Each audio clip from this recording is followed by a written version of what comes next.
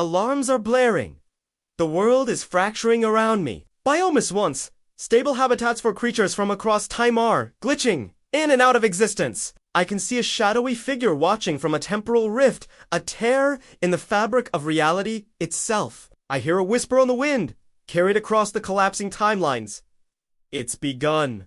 My name is the Time Traveler. And this is my zoo, a sanctuary for the lost, the last, and the legendary creatures of history. I've just returned from a trip to the late Cretaceous, and as I step through the portal back into the control room, an unnerving silence greets me. Everything is where it should be. The systems are green, but something is off. It feels like the entire timeline is holding its breath, waiting for something to break. Before I can put my finger on it, a young woman steps out from the arrival bay. She introduces herself as Koa, a new intern from a distant Polynesian future. She has a serene, almost unnervingly calm presence. Around her neck hangs a pendant, intricately carved. It seems to pulse with a soft, inner light. "Welcome back," she says, her voice steady. "I'm glad you're here. I felt something shift. A tremor in the temporal currents." She gestures towards the far end of the main concourse. The rift biome, it opened on its own.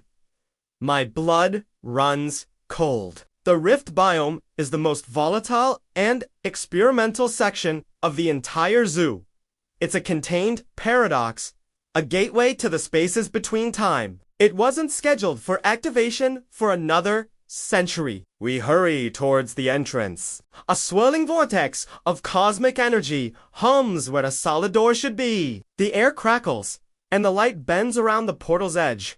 This isn't a scheduled opening. This is a breach, a forced entry. Taking a deep breath, I stabilize the entry field with my temporal gauntlet, and we step through. Inside, reality itself is unraveling. Gravity is a suggestion, not a law. Floating platforms of Earth drift aimlessly. Pockets of reverse time cause waterfalls to flow upwards. Ethereal echoes of creatures from other biomes, a spectral triceratops, a shimmering dodo flicker in and out of view like ghosts in the machine.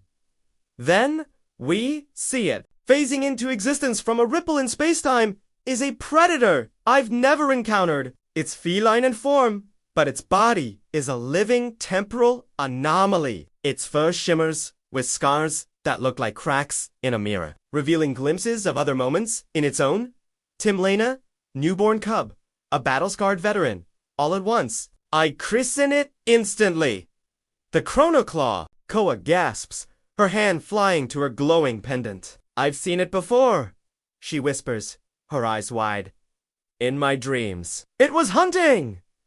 The Chronoclaw's head snaps towards us. It doesn't see with just its eyes. It senses our temporal signatures to points of disruption in its chaotic domain. A low, guttural growl echoes not just in the air, but in our minds. A sound that feels both ancient and yet to be spoken. With a roar that shatters the very air, it lunges. We run. There's no other choice. We leap across floating islands of rock, dodge streams of reverse temporal energy, and try to keep our footing as gravity shifts beneath us. The Chronoclaw is relentless, phasing through obstacles, appearing ahead of us, one moment, and right behind us, the next. It's not just chasing us through space, but through moments. As it closes in, ready for a final pounce, Koa holds her pendant forward.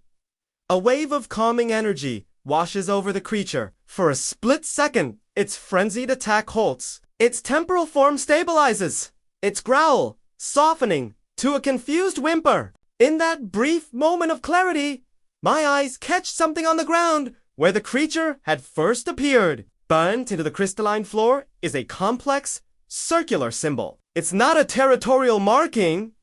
It's not natural. That's not a creature mark. I shout over the hum of the biome. It's a warning! Seizing the opportunity, we scramble back through the portal, sealing it just as the Chronoclaw recovers its aggression, its claws slashing against the energy field. Back in the relative safety of the control room, My heart is pounding. We immediately bring up the symbol on the main screen, running it against every database we have. The system searches through terabytes of historical and xenobiological data. Finally, we get a match. It's not in the creature logs. It's in the zoo's founding archives. Deep level, encrypted file I haven't looked at in centuries. Koa points to the screen, her voice barely a whisper. It's a containment glyph, an ancient one, designed to imprison something older than the zoo itself. The pieces click into place with terrifying certainty. The rift biome opening on its own. A creature that exists outside of the normal flow of time, trapped behind a symbol of containment. Someone didn't just break into my zoo. Someone tampered with the timeline on a fundamental level. They unlocked a prison that was never meant to be open. This creature wasn't meant to be here. As I process this, a burst of static flashes across a nearby monitor. For just a fraction of a second, an image resolves from the Noisa live feed from within the rift biome. And standing there, watching us, is a cloaked figure, their face hidden in shadow.